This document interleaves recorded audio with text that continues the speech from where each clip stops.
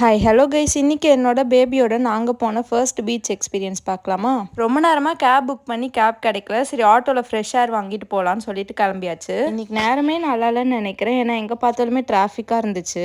எழிலகம்க்கு ஆப்போசிட்டில் இருக்க beach side போகலான்னு சொல்லிட்டு கிளம்பியாச்சு.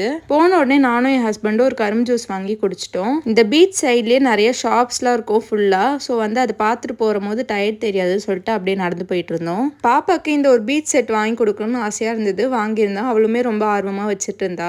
நாங்க போனது வீக் டேஸ் தான், இருந்தாலும் கூட்டம் இருக்காதுன்னு நினைச்சா நல்லாவே கூட்டமா தான் இருந்துச்சு. என்னோட பாப்பாக்கு கோல்டு வாட்டர்லாம் பிடிக்காது. எப்பயுமே குளிக்கும் போது கூட லியூக் வார்ம் வாட்டர்ல தான் குளிப்பா. ஸோ அந்த கோல்டு தண்ணி பட்டோன்னா அவ ரொம்பவே பயப்பட ஆரம்பிச்சிட்டா.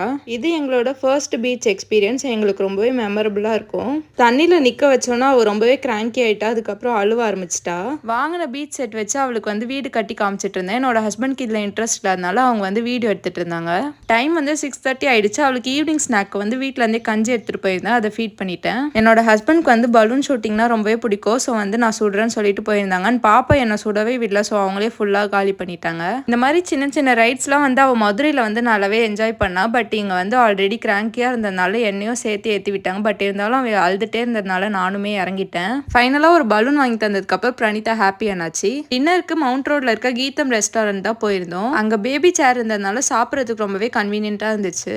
ஃபைனலாக வீட்டுக்கு தூங்க போயாச்சு. தேங்க்ஸ் ஃபார் வாட்சிங். பாய்.